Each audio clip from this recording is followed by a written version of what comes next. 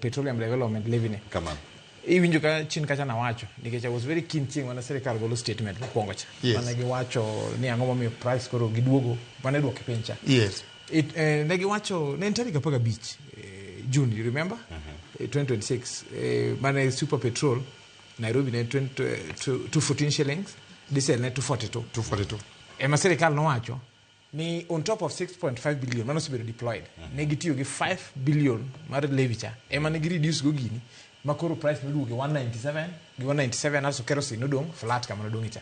Mane gochne debe tiyo gi pesa no. To actually the figures dobedo 230 260 for diesel. Yes. Kerosene dobedo 230 to petrol dobedo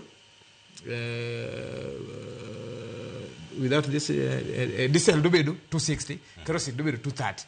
Koro pesa cha ema notiga reducing gini moduogo level to negi wach inyalo paro nitie legal notice mano keti legal notice 70 mano reduce VAT from 16 to 8 koro intervention to nyuto sebedo en mana niya koro wakwayo nango ni Sirkal omed timo intervention mamoko kiche there was also an agreement ni road maintenance levy makawuono standard 25 before ne keto bei bedo mamalo koro gembe negi wacho negi dhi timo ang'owa gidhi manyo koko bedo reduced koro an mane magima dwa urge Sirkal kaka nawinjo party leader wuocha giwuo gi Mbade giwuo gi Ker mondo 25 shillings mane giwacho per liter madhi road maintenance levy omany kaka bedo reduced ma dipo konyo ang'owa fuel pump nikech mano te gima inyowa Kamano report machopo no kar